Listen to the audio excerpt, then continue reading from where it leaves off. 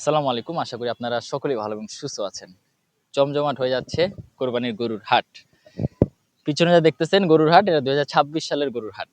দিয়াবাড়ি গরুর হাট। শতাধিক কমেন্ট আসছে যে দিয়াবাড়ি গরুর হাটে আপডেট দেওয়ার জন্য। তো আজকে দিয়াবাড়ি গরুর হাটে চলে আসছি।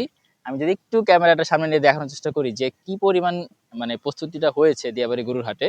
তো মোটামুটি বলতে গেলে ৭০% কাজই প্রায় কমপ্লিট। অর্থাৎ মেক্সিমাম জায়গাতেই বাঁশ যে মানে গাড়া হয় বা ব্যাপার, ওই জিনিসটা কিন্তু হয়ে গেছে।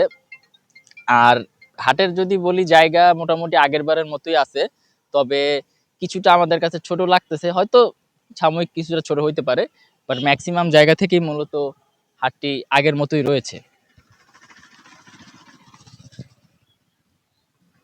এবং বিশেষ করে গতবার ঠিক যেই জায়গাটিতে হাট ছিল এবারও ঠিক একই জায়গায় হাটটি আছে, মানে হুবহু দিয়াবাড়ি যেটা প্রতি বছর থাকে এবারও সেই একই হাট।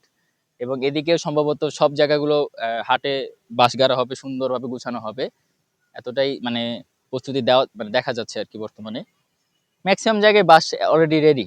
মানে এমন আরেকটা ইম্পর্টেন্ট কথা, অর্থাৎ ফার্ম যেগুলো আছে সামনের দিকে প্রত্যেকটা ফার্মের কিন্তু নাম টাম সবকিছু দেওয়া আছে, যে কোন ফার্ম থেকে আসবে, কোন ঠিকানা বা A to Z।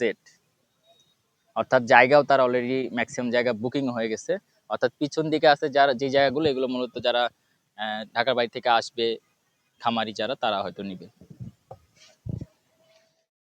তো এই দিয়াবাড়ি গরুর হাট প্রতি বছর আপনাদের কমেন্ট থাকে যে ভাই হাটের আপডেট দেন, ইজারা হয়েছে কিনা। তো ইজারা এই হাটে 14 কোটি প্লাস, ঠিক অ্যামাউন্ট আমার মনে নেই, বাট 14 কোটি প্লাস হয়েছে। ভালো একটা ইজারা হয়েছে এবার, ইজারা মূল্য হয়েছে।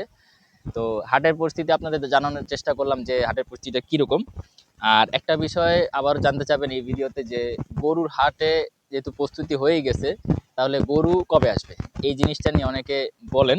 তো এই বিষয়টা আমি একটু আপনাদের সাথে শেয়ার করতে চাই। বিভিন্ন ভেরিফাইড পেজ, বিভিন্ন নামকরা পেজ, আমি তাদেরকে ফলো করি, তাদেরকে দেখি, ভালো লাগে।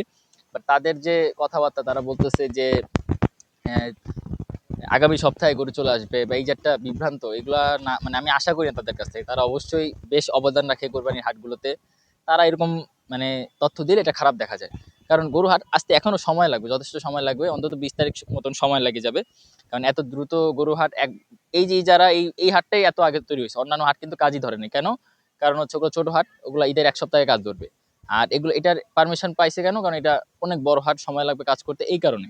তো এই জিনিসগুলো আমাদের জানা উচিত। আর আমি তখনই আপডেট দিই যখন মোটামুটি কাজটা হয়, নিশ্চিত হয়, তখন ভুল তথ্য দেওয়ার চেষ্টা করি না। যেমন আমি দেখলাম এই জায়গায় যে না, হাট বসছে বা হাটের কাজ শুরু হয়েছে, যদি আমি বলি যে গরু চলে এসেছে, এটা একটা ভুল তথ্য। তো আশা করি আপনাদের ভিডিওটাতে আপডেট পেয়েছেন।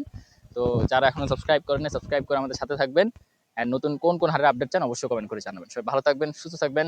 আল্লাহ হাফেজ।